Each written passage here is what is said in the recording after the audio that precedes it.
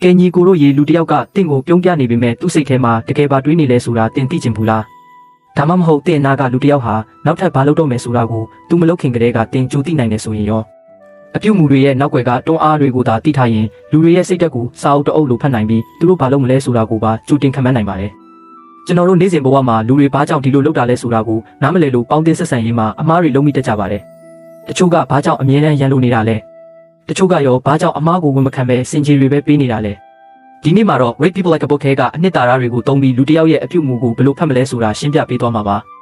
ဒီဗီဒီယိုထဲမှာလူတွေရဲ့ဖုံးကွယ်ထားတဲ့အရေးရှာတော်တွေကသူတို့ရဲ့လုပ်ရက်တွေကိုဘယ်လိုထိန်းချုပ်နေလဲကျွန်တော်တို့အားလုံးရဲ့စိတ်ထဲမှာရှိနေစေဖြစ်တဲ့ကလေးငယ် inner child ကရောဘယ်ချိန်မှထွက်လာတတ်တယ်လဲပြီးတော့လူတွေဘာကြောင့်အမားကိုဝန်မခံပဲအတ္တကိုအသေးအတန်ကာကွယ်တတ်ကြလဲဆိုတာတွေကိုလက်တွေ့ဘဝဥပမာတွေနဲ့တကွရှင်းပြပေးမှာပါဒီချက်တွေကိုသာတင်သိသွားမယ်ဆိုရင်ပေါင်းတင်ဆက်ဆံရေးမှာအလိမ့်မခံရတော့သလိုတစ်ဖက်လူရဲ့စိတ်ထဲကိုပါထွန်းဖောက်မြင်နိုင်လာပါလိမ့်မယ်ဒါကြောင့်လူတွေကိုစာအုပ်တအုပ်လိုဖတ်ချင်နေဆိုရင်တော့အဆုံးထိနားထောင်ပေးပါဦးခင်ဗျာအားလုံးပဲမင်္ဂလာပါဒီနေ့ရှင်းလင်းတင်ပြမယ့်အစီအစဉ်လေးနဲ့ကြိုဆိုပါရစေတခါတလေလူတွေရဲ့အဖြစ်အမှုတွေကတကယ်ကိုနားလည်ရခဲ့တယ်လို့ခံစားမှုကြတယ်မဟုတ်လားအခုကျွန်တော်တို့ရဲ့အဖြစ်တူလေးလာတော့မယ့်အကြောင်းအရာကတော့အဲ့လိုနားလည်ရခဲ့တဲ့အဖြစ်အမှုတွေနောက်ွယ်မှာဘယ်လိုမမြင်ရလဲစိတ်ပိုက်ဆိုင်ရာတွန်းအားတွေရှိနေလဲဆိုတာပဲဖြစ်ပါတယ်ပြောမယ်ဆိုရင်တော့လူမှုဆက်ဆံရေးနယ်ပယ်မှာလူတွေကိုတေချာခဲ့ခံနိုင်မဲ့စွန်တော်တယောက်ရဲ့လူ့ဝဲလင်းတဲ့တွေကိုဒီနေ့ရယူနိုင်မှာပါကဲဆက်လက်ကြရအောင်ဒီနေ့မှာကျွန်တော်တို့စဉ်းစားစရာမိကိုတစ်ခုရှိလာပါတယ်လုံငန်းဝင်မှာပဲဖြစ်ဖြစ်ပတ်ဝန်းကျင်မှာပဲဖြစ်ဖြစ်တော်တော်လေးကိုအရေးချင်းရှိပါတယ်ဆိုတဲ့လူတွေကဘာကြောင့်တခါတည်းရမှာလားလုံးဝအကျိုးတင်အကြောင်းတင်မရှိဘဲပြုမှုတတ်ကြတာလေစဉ်းစားကြည့်တော့သူတို့ရဲ့အဲ့ဒီလိုပုံမှန်မဟုတ်တဲ့အပြုမှုတွေအကြောင်းရင်းခံလို့ဒါကျွန်တော်တေချာနားလေထားမယ်ဆိုရင်သူတို့ကကြည့်ပြီးဒေါသထွက်နေမဲ့အစားကိုချင်းစာတရားနဲ့နီးပြူဟာကြကြတုံ့ပြန်နိုင်မှာတေချာပါလေဒီနေ့အတွက်ကျွန်တော်တို့လေးလာမယ့်အစီအစဉ်လေးကိုအရင်ပြောပြပါမယ်အပိုင်းတဲ့အနေနဲ့ရှူဝဲတွန်းအားတွေကိုဖော်ထုတ်မယ်အပိုင်းနဲ့တာယာမှုနဲ့နာကျင်မှုကိုကာရင်အပိုင်းတော့လူအချက်ပီရမစ်အပိုင်းလေးကိုရင်ကကလင်းငယ်အပိုင်းကအရေးကိုဖော်ထုတ်ခြင်းနောက်ဆုံးအပိုင်း6ညင်နဲ့အတ္တကာကွယ်ရေးရင်တရားများဆိုပြီးအဖော်ရန်အဖြစ်မှုတွေကနေလူစိတဘာဝရဲ့အနက်ရှိုင်းဆုံးအပိုင်းတွေအထိအစင်းလိုက်ဆင်းပြီးလေးလာသွားကြပါမယ်ကဲအပိုင်းတစ်ဖြစ်တဲ့ lower တွန်းအားများအောင်ဖော်ထုတ်ခြင်းဆိုတဲ့အကြောင်းအရာတွေနဲ့ဆက်လက်ကြရအောင်လူတွေရဲ့အပြိုမှုတိုင်းဟာပေါ်ရန်ခြင်းဘလောက်ပဲရှုပ်ထွေးနေပါစေသူနောက်ကွယ်မှာအမြဲတမ်းအခြေခံအကြောင်းရင်းတစ်ခုရှိနေတယ်ဆိုတာကိုအရင်ဆုံးလက်ခံထားဖို့လိုပါတယ်ဆောက်ထက်ကစိတ်ဝင်စားစရာစကားလေးတစ်ခုရှိတယ်ယူသွနေတဲ့သူတွေကလို့ရင်ဘယ်သူမှအကြောင်းရင်းမရှိဘဲမပြုတ်မှုကြပါဘူးတဲ့တကယ်လည်းဟုတ်ပါတယ်နော်ဒါကြောင့်လူတယောက်ရဲ့အပြုတ်အမူတွေကနေတဆင့်သူတို့ရဲ့စိတ်တွန်းအားတွေကိုဖြောင်းပြန်လန်းပြီးပြန်စင်းစားဆန်းစစ်တတ်မယ်ဆိုရင်ဒါဟာလူမှုဆက်ဆံရေးမှာထိထိရောက်ရောက်ခံမိုင်းနိုင်ဖို့နဲ့ကြိုင်တွယ်နိုင်ဖို့အဓိကတောချက်ကြီးဖြစ်လာပါလိမ့်မယ်ဆက်ပြီးတော့အပိုင်းနဲ့တာယာမှုနေနာခြင်းမှုကိုလည်းကိုင်ကိုတွားကြမယ်ဒါကတော့လူအပြုအမူရဲ့အခြေခံအကြားဆုံးတွန်းအားလို့ပြောလို့ရပါတယ် Aristotle လိုပညာရှင်ကြီးတွေကနေ Sigmund Freud ထိတွေ့ခေါ်ပညာရှင်အဆက်ဆက်သတ်မှတ်ခဲ့ကြတဲ့ကိုလည်းကိုင်တစ်ခုပါဒီကိုကာကို pleasure principle လို့ခေါ်ပါတယ်ရှင်းရှင်းလေးပါပဲလူစိတ်ဟာတာယာမှုကိုရှားဖွေဖို့နဲ့နာကျင်မှုကိုရှောင်လွှဲဖို့အရာအားလုံးကိုလုံးဆောင်နေဆိုတဲ့ကြကဝလစိတ်ပညာစီမံတစ်ခုပါဒီအခြေခံကြတဲ့တွန်းအားကကျွန်တော်တို့ဥနောက်ထဲမှာဘလို့အလို့လို့လဲဆိုတော့စဉ်းစားဆင်ခြင်နိုင်တဲ့ YouTube ပဲတဲ့အထက်ချစ်ချစ်ခံစားရတဲ့စိတ်ခံစားမှုနဲ့အသက်ရှင်တန်ရေးကိုပူပြီးဦးစားပေးပါတယ်ဥပမာပေးရရင်ကျမ်းမာရေးနဲ့မညီညွတ်ဘူးဆိုတာတိတိကြီးနဲ့အစားအစာတွေအများကြီးကိုစားချင်စီတခုတည်းနဲ့အငတ်မရစားပစ်လိုက်တာမျိုးပေါ့ဗျာညညာမှာပို့ပြီးရှင်းလင်းတော့အောင်ဥပမာလေးတစ်ခုရှင်းကြည့်အောင်ကိုစီကိုအရှိန်နဲ့မောင်းလာတဲ့ထက်ကကြီးရှိကနေခုံရှောင်တာနဲ့ငွေတွေအပြည့်ပါတဲ့တစ်တာကိုကောက်ညတာဘဲရကိုအရင်လုံးလဲသိချပါတယ်လူတွေကတာယာမှုကိုလိုချင်ကြပါမယ်နာကျင်မှုကိုရှောင်လွှဲခြင်းတဲ့တွန်းအားကအများကြီးပို့ပြီးအင်အားကြီးမှာပါတယ်တစ်တာကိုမကောက်ပဲကားရှိကနေအမြန်ခုံထွက်ကြမှာအသေးချပါပဲနောက်တစ်ခုသိထားဖို့ကကျွန်တော်ရဲ့အမြင်ကအဖြူမှုကိုဘယ်လိုလွှမ်းမိုးလဲဆိုတာပါပဲနာကျင်မှုသို့မဟုတ်တာယာမှုဆိုတာတကယ်လက်တွေ့အခြေအနေထက်ကိုကဘယ်လိုမြင်လဲဆိုတဲ့အပေါ်မှာပုံမူတည်ပါတယ်ဥပမာအနေနဲ့မက္ကဆီကိုမှာစားလေရှိတဲ့ငရုတ်တီအရာသာနန်ကောင်ကြော်ကိုတချို့လူတွေငင်းဆန်ကြတာဟာတကယ်စားချီလို့အရာသာမကောင်းလို့မဟုတ်ပါဘူး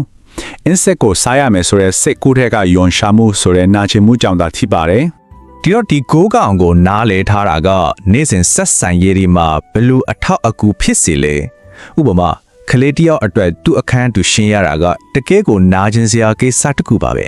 ဒါပေမဲ့အဲ့ဒီအလုပ်ကိုပြောစရာ game တစ်ခုလိုဖန်တီးပေးပြီးလုပ်ပြီးရင်ကိုစွတ်ချမယ်ဆိုလဲတာယာမှုလေးထည့်ပေးလိုက်ရင်သူတို့သဘောကျကျပူပေါင်းလှုပ်ဆောင်လာမှအသေးချပါပဲအလုပ်ခွင့်မှာဆိုရင်လဲဒီသဘောတရားအတိုင်းအတုံးချလို့ရပါတယ်နော် အခုအပိုင်း3လိုအပ်ချက် pyramid ကိုလေ့လာခြင်းအပိုင်းကိုရောက်လာပါပြီ။ Abraham Maslow ရဲ့နာမည်ကြီးလိုအပ်ချက် pyramid ကနေတဆင့်လူတွေရဲ့အခြေခံလိုအပ်ချက်တွေပြည့်ဝလာတာနဲ့အမျှသူတို့ရဲ့စိတ်တွန်းအားတွေဘလို့ပြောင်းလဲသွားလဲဆိုတာကိုဆက်ကြည့်ကြရအောင်။ဒီဇာတ်မှာတကယ်စိတ်ဝင်စားစရာကောင်းတဲ့အချက်ကဒီအဆင့်ဒီဟာလှေကားတဆင့်လို့အလုံးလုံးနေတာပါပဲ။အောက်ခြေကအခြေခံလိုအပ်ချက်တွေဖြစ်တဲ့အစားအစာနဲ့လုံခြုံရေးတွေချင်းချောက်ခန့်တဲ့အချိန်မှာအပေါ်ဝိုင်းကကြီးမားတဲ့ရည်မှန်းချက်တွေဖြစ်တဲ့ကိုတန်ဖိုးထားမှုလို့ဘဝရည်ရချက်တို့ဆိုတာတွေကိုအာယုံစိုက်ဖို့လုံးဝမဖြစ်နိုင်ဘူးဆိုတာကိုတွေးရပါလိမ့်မယ်။ပိုက်စားတဲ့အချိန်မှာဂုံတိတ်ခါကိုမတွေးနိုင်သလိုပေါ့။ဒါကြောင့်ထိရောက်တဲ့ဆက်သွယ်ရေးဆိုတာတစ်ဖက်လူရဲ့လက်ရှိလိုအပ်ချက်အဆင့်နဲ့ကိုက်ညီအောင်ပြောဆိုဆက်ဆံခြင်းပါပဲ။ဥပမာပြရင်အမျိုးသမီးစောင့်ရှောက်ရေးကေဟာကတိုင်ပင်ခံပညာရှင်တယောက်ဟာအသက်ရောက်လာတဲ့အမျိုးသမီးကိုချက်ချင်းရုပ်ပိုင်းဆိုင်ရာလုံခြုံမှုအရင်ပေးရပါပဲ။ပြီးမှဒါအဖို့ပြုတ်ပေးတာမျိုးနဲ့ဆက်လုပ်ရပါပဲ။အခြေခံလုံခြုံရေးလိုအပ်ချက်တွေမှာမပြည့်ဝသေးခင်မှာခွက်လွှတ်ခြင်းတို့နားလည်ပေးခြင်းတို့ဆိုတဲ့မြန်မာတဲ့ UR စာတွေကိုတွားပြောနေရင်လုံးဝချင်းနေပါပဲ။ကဲအပိုင်း၄ကိုတို့ရဲ့ကလေးငယ်နဲ့ရင်ဆိုင်ရခြင်းဒီပိုင်းမှာတော့လူမှုပတ်ဝန်းကျင်မှာတွေ့ရတဲ့ inner child လွန်ခေါ်တဲ့ကိုတို့ရဲ့ကလေးငယ်အကြောင်းကိုပြောပြရင်မတိစိတ်ရဲ့အနေဆိုင်ဆုံးအပိုင်းကိုအတူတူလေ့လာကြည့်ကြပါမယ်။လုပ်ငန်းခွင်မှာအရန်ကိုအရေးချင်းရှိပါတယ်ဆိုတဲ့လုပ်ဖို့ကိုင်ဖက်ကြီးကပြဿနာတက်တဲ့အခါဘာလို့ရုတ်တရက်ကလေးဆန်ဆန်ပြစ်မှုတက်ကြတာလဲ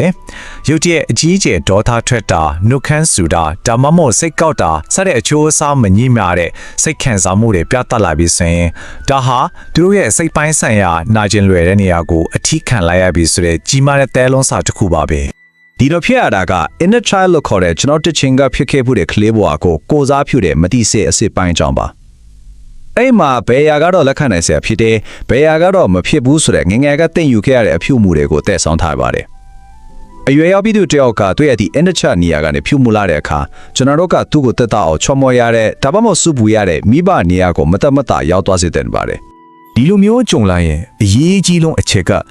ကအဲ့ဒီလိုပုံကန်တတ်တဲ့အလုံးမလုံးတဲ့လှုပ်ဖော်ကိုင်းဘက်ကိုစူပူချင်းမောင်းတာမျိုးမလုပ်ပါနဲ့ကိုကမိဘနေရာကနေတုံ့ပြန်ဖို့လုံးဝညှင်းဆန်လိုက်ပါအဲ့ဒီအစသူတို့ရဲ့အရွယ်ရောက်ပြီးပဲလူကြီးအပိုင်းကိုပဲတိုက်ရိုက်ရည်ရွယ်ပြီးစကားပြောပါဒါဆိုရင်အချင်းလေးကိုချက်ချင်းပြောင်းလဲနိုင်ပြီးပရိပခါကိုပြေလို့သွားစီမှာအသေးကြပါပဲဆက်သွားရအောင်အပိုင်းကအရေးကိုဖော်ထုတ်ခြင်းနေ့စဉ်အပြုမှုတွေနောက်ွယ်ကအမောင်မချန်ကျွန်တော်တို့ကိုယ်တိုင်တောင်အတိမမပြုတ်ထားတဲ့တွန်းအားတွေကိုဖော်ထုတ်ဖို့ခေါယုံရဲ့ theory တွေကိုထပ်ပြီးနက်နက်ရှိုင်းရှိုင်းဝင်ရောက်ကြည့်ကြပါမယ် The shadow တောင်းဖို့အရေးဆိုတာတော့ကျွန်တော်တို့ရဲ့တဘာဝတွေကကြောက်ရွံ့မှုအတ္တဒေါသလိုမျိုးကိုယ်တိုင်ရောသူတစ်ပါးကိုပါဖုံးကွယ်ထားတဲ့လစ်လူရှူးထားတဲ့အစိတ်ပိုင်းတွေပဲဖြစ်ပါတယ်ဒီအရေးကိုညှင်းဆန်ထားဖို့ဆိုတာရေအောက်တဲ့ကိုဘလုံးတလုံးအတင်းဖိနှက်ထားသလိုပါပဲစွမ်းရင်ညာရေးကောင်းပါတယ်ဒါကြောင့်မလို့အရန်ကိုတင်းကျပ်တဲ့စီကန်းတွေနဲ့ပညာရေးကိုပဲဖိအားပေးခံခဲ့ရတဲ့ကျောင်းသားတယောက်ဟာတစ်ချိန်မှာတော့အရင်ဆန်ဆန်ပုံကပ်ပေါက်ကထွက်လာတဲ့တာမျိုးဖြစ်ပါတယ်ဒီတဲ့ပိုစိတ်ဝင်စားစရာကောင်းလာက shadow projection လို့ခေါ်တဲ့ကိုလဲမခံခြင်းတဲ့ကိုယ့်ရဲ့ရေးတဘာဝတွေကိုတခြားလူတွေစီလွှဲချတတ်တဲ့အကြောင်းပါဥပမာပေးရရင်တခြားလူတွေကိုမိုင်းမဲတယ်လို့အမြင်နဲ့လိုက်ပြောနေတော့တဲ့ဝန်းကြွတဲ့ပညာတတ်တယောက်ဟာတကယ်တော့သူကိုယ်တိုင်ညာဒီပိုင်းနဲ့ပတ်သက်ပြီးနှိမ့်ချနေသလားဆိုပြီးခံစားနေရတယ်လို့ဝက်ချက်ကိုအခြားသူတွေပေါ်အသိစေလို့လွှဲချနေတာပဲဖြစ်ပါတယ်ဒီနေရာမှာကျွန်တော်တို့နားလည်ထားရမှာကတယောက်ယောက်ကကိုယ့်ကိုလာစော်ကားတဲ့စကလုံးဆိုတာတကယ်တော့သူတို့လူဝက်စွာတတ်ထားတဲ့တစိတ်တစ်ခုသာဖြစ်တယ်ဆိုတာပါပဲဒါကိုသာတကယ်သဘောပေါက်ထားရင်ဒေါသထွက်ပြီးပြန်ရန်တွေးနေမယ်အစတနာကျင်နာမှုနဲ့နားလည်ပေးနိုင်တဲ့တကားတစ်ချက်ပိတ်လာစေမှအမှန်ပါပဲကိုဘက်ကနေမလိုလက်တဲ့ပြဿနာတွေကိုရှောင်လွှဲနိုင်တော့ကပေါ့ကဲအခုအပိုင်း6ဖြစ်တဲ့အတ္တကာကွယ်ရေးရန်တရားများဆိုတဲ့နောက်ဆုံးအလွှာကိုရောက်လာပါပြီဒါကတော့လူစိတ်ကကိုလူမိုက်မဖြစ်အောင်အမားမလို့မိသူလို့ထင်ရအောင်ကာကွယ်ပေးတဲ့အတ္တသူမဟုတ် ego ကာကွယ်ရေးရန်တရားတွေအကြောင်းပဲဖြစ်ပါတယ်ကျွန်တော်တို့စိတ်မှာအလိုလျက်အလုံးလုံးတဲ့ကာကွယ်ရေးရန်တရားအမျိုးမျိုးရှိပါတယ်အလစုဦးမာလေးတွေပြောပြရင်အလုံးမှာကိုယ့်ရဲ့ဆွမ်းဆောင်ရည်ကြနေတာကိုငါညက်လို့ပါလို့ဝယ်မခံပဲတတိကြောင့်လို့အပြစ်ပုံချတာမျိုးပေါ့နောက်တစ်ခုကအလိုကဒေါသတွေကိုအိမ်ပြန်လာပြီးအိမ်မွေးခွေးလေးကိုကန့်ကြောက်ပြီးဒေါသဖြစ်တာမျိုးတွေဟာလည်းတီးရန်တရားတွေပါပဲ Fred နဲ့နာမည်ကြီးအစောတော်ဇလန်ကိုကြည့်အောင်ဗျာ Fred ဟာသူတလုံးကိုးကွယ်လာခဲ့တဲ့အစောတော်ကြီးကြီးလေးတဲ့ပြစ်မှုကျူးလွန်ထားတဲ့ဆိုတဲ့ခိုင်းလုံးတဲ့သက်သေတွေကိုလုံးဝလက်မခံမဲ့ငင်းဆန်ခဲ့ပါတယ်ဘာလို့လဲဆိုတော့သူတလုံးယုံကြည်လာခဲ့တာတွေမာရွေးနေတယ်ဆိုတာကိုဝန်ခံရမယ့်ကြီးမားတဲ့ရှင်းရုံမှုကိုခံစားရမယ့်အစားသူ့ရဲ့အတ္တကအမှန်တရားကိုအကြီးကျယ်လိမ်ညာဖို့ကိုပဲရွေးချယ်လိုက်လို့ဖြစ်ပါတယ်ကိုပတ်ဝန်းကျင်မှာရောဒီလိုလူမျိုးတွေမတွေ့ဘူးလားဒီနေ့ရှင်းလင်းဒီပြချက်လေးကိုစဉ်းစားစရာမေးခွန်းလေးတစ်ခုနဲ့နေကုန်းချောက်ခြင်းပါတယ်ကျွန်တော်တို့ကိုယ်တိုင်အတိမတ်မပြုတ်ထားတဲ့အရေးချင်းနဲ့အတ္တကာကွယ်ရန်တရားတွေကတော့ပတ်ဝန်းကျင်ကလူတွေကိုဘလို့အချက်ပြမှုတွေပေးနေမလဲ အခုကျွန်တော်တို့ဆွေးနွေးခဲ့တဲ့ဒီဆောင်ထောက်ကိရိယာတွေကိုတခြားသူတွေကိုခွဲချမ်းစေဖျားဖို့တက်တက်ပဲမတုံပဲကိုယ့်ရဲ့မမြင်ဟရဲ့စေတုံးအားတွေကိုပါရွေးဝမ်းဝမ်းလေးလာဖို့အတုံးချစေခြင်းပါတယ်လူမှုဆက်ဆံရေးတွေပုံမအဆင်ပြေလာဖို့ဒီအချက်လေးတွေကအထောက်အကူဖြစ်မယ်လို့ယုံကြည်ပါတယ်အခုလိုအတူတူလေးလာပေးလက်တဲ့ကျေးဇူးတင်ပါတယ် အခုလိုစိတ်ဝင်စားစရာကောင်းတဲ့စာအုပ်လေးတွေကိုနားထောင်ခြင်းရင်ကျွန်တော်ရဲ့ Wisdom Life YouTube Channel ကို Like and Subscribe လေးလုပ်ထားပေးဖို့မမေ့ပါနဲ့နော်အားလုံးပဲနောက်ဗီဒီယိုမှာပြန်တွေ့ကြမယ်